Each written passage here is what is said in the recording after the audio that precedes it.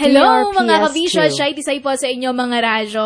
Grabe no, alam mo kabisyo, totoo pala yung sinasabi nila na kapag ka ikaw tumatanda na, iba na yung mga prina-priority mong bilhin. Mas prina-priority mo nang bilhin kabisyo yung mga kitchen utensils, yung mga gamit sa kusina, yung mga gamit sa kwarto, mga bedsheets, mga punda. Diba? Totoo yun mga kabisyo kasi talagang mararamdaman mo na tumatanda ka na kabisyo. Unlike before, diba, na kung ano-ano pa yung mga gusto mong bilhin kapag ka sumasahod ka. DRPS2. Pero alam mo, reminder lang kabisyo na wag mong kakalimutan ang pinaka-importante din sa lahat at sa isang bahay kabisyo. So yung mga gamot na importante, lalo na ang gamot sa tiyan. Dahil alam mo kabisyo, sa dami ng mga kinakain natin ngayon, nako hindi mo na alam kung gusto ba talaga ng tiyan mo yun. At minsan, sa sobrang pagkahalo-halo na nila sa loob, minsan dyan mo mararamdaman yung pakiramdam na ayaw mong maramdaman. Buti na lang, nariyan ang Biome Gut Care na probiotic supplement para matulungan mag-improve ng lactose DRPS2. malabsorption at digestion with proper diet and healthy lifestyle. Mayroon itong good bacteria na tutulong makarecover at tumibay ulit ang tiyan para makaiwas tayo sa komplikasyon sa tiyan with proper diet and healthy lifestyle. Mabibili sa leading drugstores nationwide for only 35 pesos SRP. Para sa kalusugan, hindi kailangan gumastos ng malaki. Alagaan ng tiyan, alagaan ng sarili. Mahalagang paalala, ang Biome Gut Care ay hindi gamot at hindi dapat gamitin panggamot sa anumang DRPS2. uri ng sakit.